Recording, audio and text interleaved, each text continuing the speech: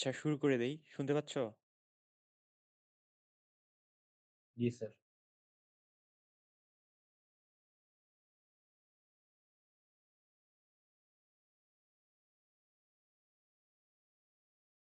দেখা যাচ্ছে? জি স্যার। আচ্ছা। তো আমরা আজকে এক্সপেরিমেন্ট 5 অ্যান্ড 6 কভার করব। তো আগে 6 করার কারণ হচ্ছে ফ্লো থ্রু অরিফিসের সাথে এটা একটা রিলেশন আছে। তো অরিফিস বলতে আমরা কি বুঝিয়েছিলাম? একটা রেক্টেঙ্গুলার অথবা স্কয়ার ট্যাঙ্কে যদি শার্প একটা ওপেনিং থাকে এটাকে আমরা বলি অরিফিস। তাই না?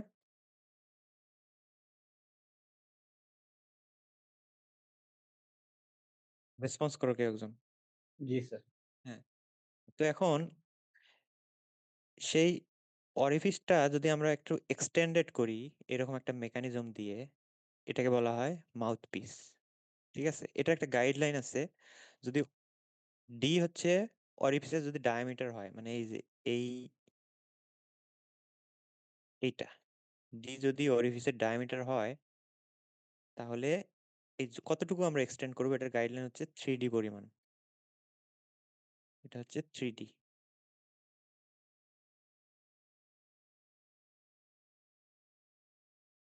তো এখন অরিফিস থেকে এরকম মাউথপিসে কনভার্ট করার কারণ কি? কারণ হচ্ছে অরিফিসের সিডি কোফিশিয়েন্ট অফ ডিসচার্জের ভ্যালু অনেক কম। যখন আমরা এখানে মাউথপিস লাগাই দিই অরিফিসে, তখন হচ্ছে সিডি এর ভ্যালুটা বেড়ে যায়। সিডি এর ভ্যালু বেড়ে গেলে আমার উপকারটা কি? ডিসচার্জ বেশি হবে। হ্যাঁ, ডিসচার্জ বেশি পাবো আমরা। তো এখন সিডি এর ভ্যালু কেন বেড়ে যায় এটার একটা এক্সপ্লেনেশন হচ্ছে এইখানে নেগেটিভ প্রেশার ক্রিয়েট হয়। নেগেটিভ প্রেশার ক্রিয়েট হলে এদিকে প্রেশার বেশি, তার মানে ফ্লোটা দ্রুত হবে। আমাদের ডিসচার্জের ইকুয়েশনটা ছিল এইটা। ঠিক আছে? তখন এখানে এইচটা মূলত ইফেক্টিভ হেড। এইচ মানে হচ্ছে এখানে এইচ ইফেক্টিভ। নর্মাল যে আমাদের এইচটা অ্যাকচুয়াল হেডটার পরিমাণটা একটু বেড়ে যায়। কেন বেড়ে যায়? কারণ এখানে একটা নেগেটিভ প্রেশার ক্রিয়েট হয়। তো যখন ইফেক্টিভ হেড এটা বেড়ে যায় তখন হচ্ছে আলটিমেটলি কি বেড়ে যায়? থিওরিটিক্যাল ডিসচার্জের ভ্যালুটা বেড়ে যায়। ঠিক আছে? জি স্যার। আচ্ছা, তো আমাদের সবকিছু সেম, জাস্ট ওটার সাথে এটা ডিফারেন্স হচ্ছে ওটাতে সিডি এর ভ্যালু আমরা কম পেয়েছিলাম, এখানে সিডি এর ভ্যালু বেশি। আর ওটাকে আমরা 3D পরিমাণ এক্সটেন্ড করে দিয়েছি। এখন 3D এর থেকে কম হলে এটা আবার মাউথপিস হিসেবে কাজ করবে না, সেটা ওরিফিস হিসেবেই কাজ করবে। এবং 3D এর থেকে যদি বেশি হয় এটা হচ্ছে পাইপের মতো বিহেভ করবে। তার মানে এটা এক্স্যাক্টলি 3D পরিমাণেই হতে হবে।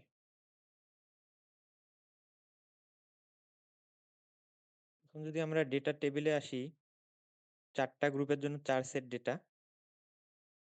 প্রথম কলামে যদি আসি, এখানে লেখা হয়েছে যে অ্যাকচুয়াল হেড। আমরা ল্যাব থেকে কোন হেডটা পাবো?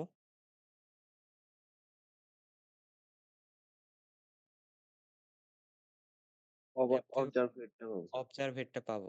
অবজার্ভ হেডের সাথে আমরা হেড কারেকশন যেটা এইচ বার, এটা বাদ দিয়ে একদম ডিরেক্ট এখানে লেখা হয়েছে। ঠিক আছে?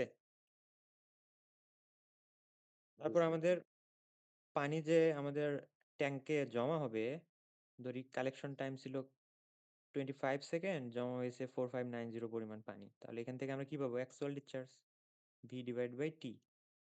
ক্যালকুলেট করো তো।